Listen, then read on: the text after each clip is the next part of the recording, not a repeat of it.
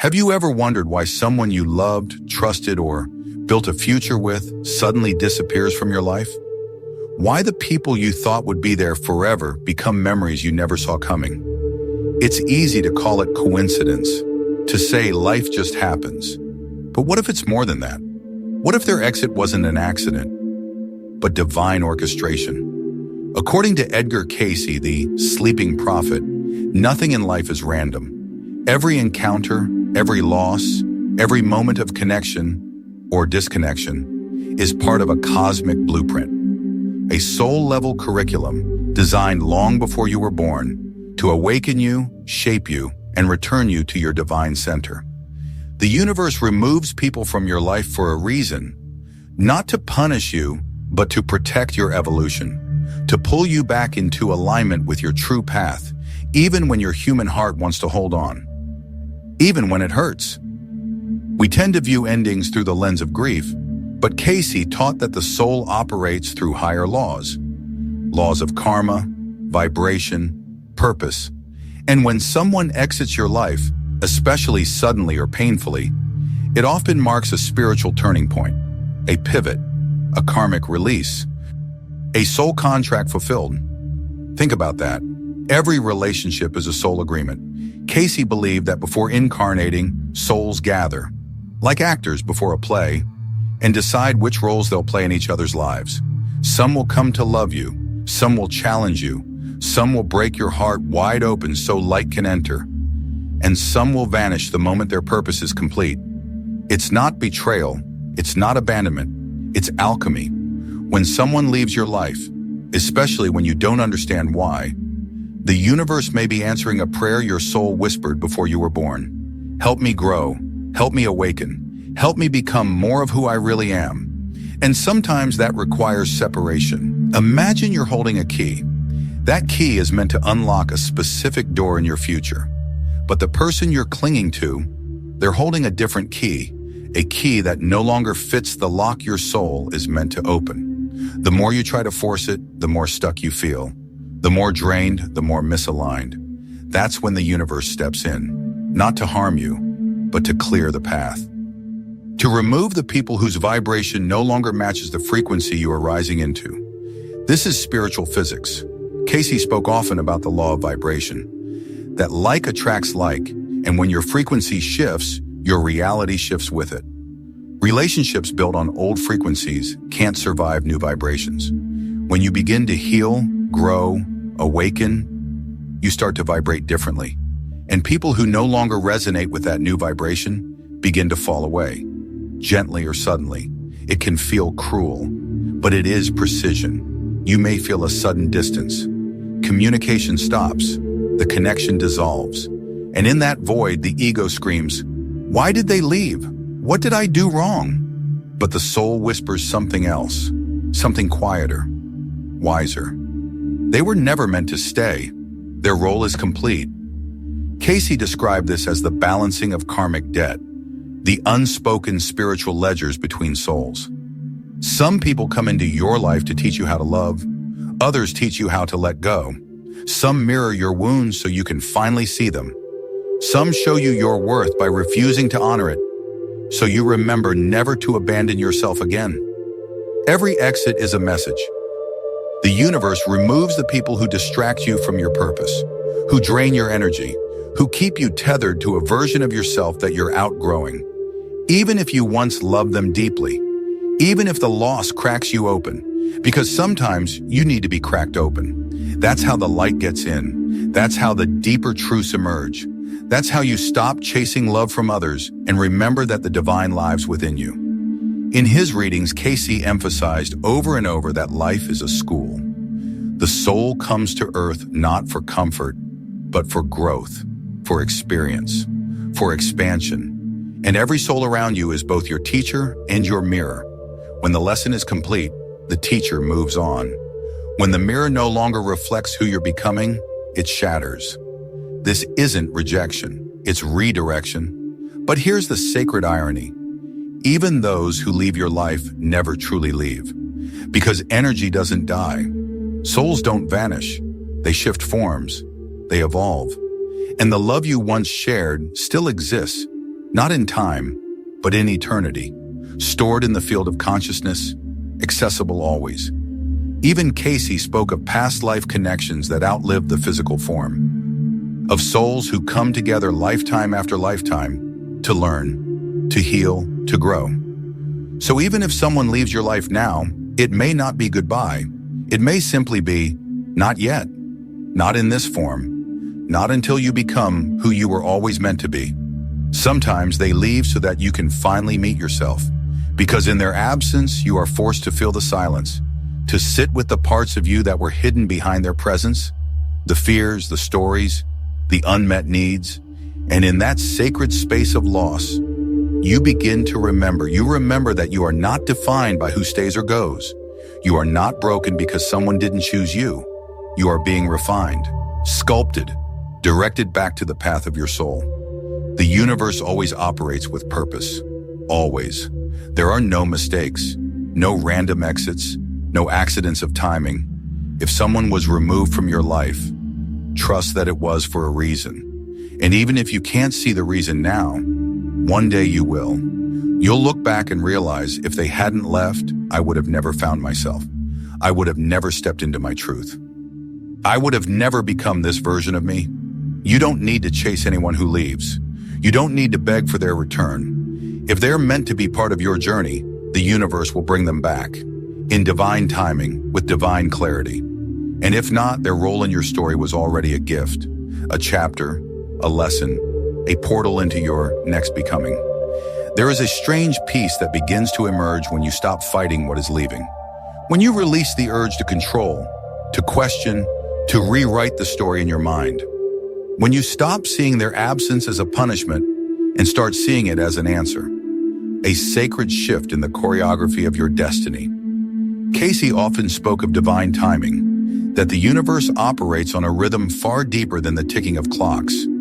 It is attuned to the movement of souls, to the flow of consciousness, to the silent agreements written before incarnation. When someone leaves, it is not simply the end of a relationship. It is the unfolding of a timeline you may not yet understand. It is your higher self steering the ship. Let that sink in. Your higher self, that eternal, all-seeing essence of you, is not confused by the endings in your life. It knows. It sees the ripple effect of each decision. It sees where this loss is leading you, even when your mind can't comprehend the map. That's why Cayce encouraged deep meditation, to quiet the ego long enough to hear the whisper of soul truth. In silence, we remember. Endings are transitions, not terminations. So many of us are conditioned to grip tightly, to people, to stories, to identities that no longer serve us. We fear emptiness, so we fill the space with distractions. But according to Cayce, emptiness is sacred. Emptiness is not absence. It is preparation. It is the womb of creation. And when someone is removed from your life, the space they leave behind is not a void.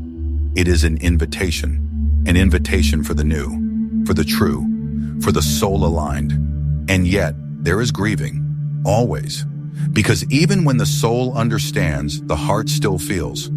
Cayce never taught spiritual bypassing. He never suggested that we ignore our pain or pretend we're unaffected. In fact, he reminded us that emotions are tools of awakening. That sorrow, when held with reverence, becomes a bridge to transformation. Your grief is not weakness. It's evidence of your capacity to love, to feel, to be alive. But don't build a house in your grief. Don't set up camp in the ruins of what once was. Feel it, honor it, and then rise from it. Because every ending is followed by a beginning. That is the law. That is the cycle of life and death, of karma and rebirth, as Cayce explained again and again. The soul does not move backward. It spirals forward, always toward greater awareness. There are people who come into your life like seasons. Some are spring. They bring growth, renewal, beauty. Others are autumn, full of release, lessons, and golden transitions. And some are winter, cold, stark, uncomfortable, but necessary. Winter clears the soil. Winter forces rest. Winter prepares you for the blossoming that must come. If someone left your life during a season of winter, Do not curse the frost. Look instead for the seeds it left behind. Look for the parts of yourself that are finally ready to emerge, stronger, clearer, untamed. Look for the version of you that no longer needs to be chosen to feel worthy, because that's the deepest gift of their absence, the return to yourself. When you stop waiting for others to validate your existence, you begin to embody the truth that Cayce spoke of so often. You are already divine. You are already enough. The power of your mind, your soul, your connection to Source, it is not something others give you. It is something you remember. And sometimes remembering requires solitude. That's why the universe doesn't just remove people. It removes noise. It removes crutches. It removes anything that clouds your vision of who you truly are. It strips away illusions, especially the ones we cling to out of fear. You may feel lonely in that process.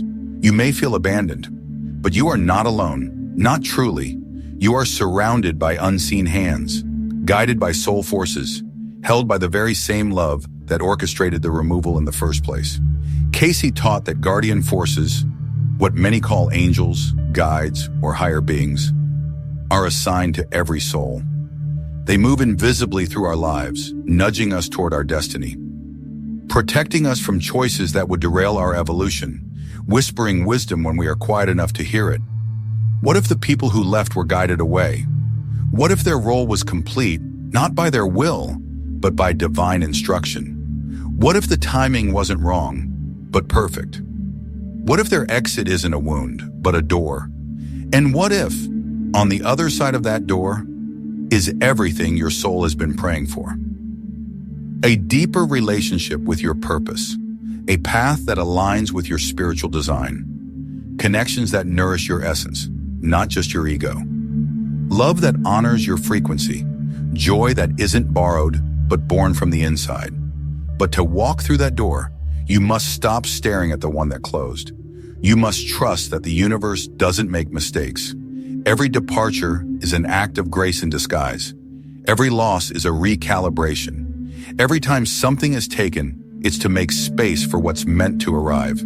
Sometimes that means releasing a lover, sometimes a friend, sometimes a job, a dream, a version of yourself that no longer fits the life your soul is growing into. These are not punishments.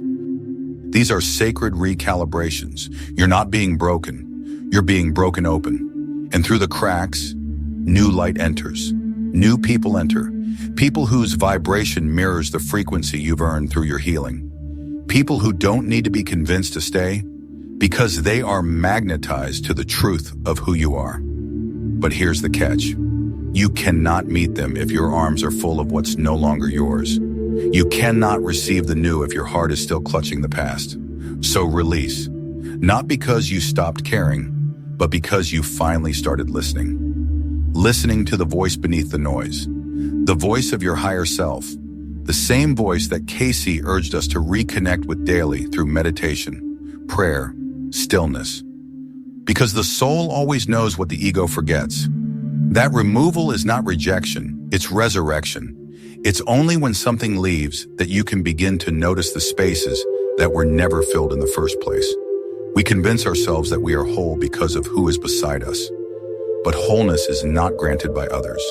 It is reclaimed when they leave, and you are still here, still breathing, still growing, still awakening.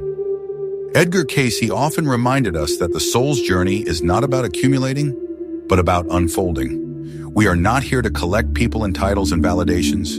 We are here to remember, to peel back the layers of false identity and reconnect with the infinite source that lives within. And sometimes that remembering cannot happen until the noise falls away.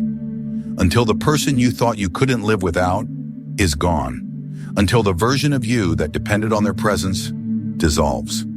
Until silence becomes a teacher and loss becomes initiation.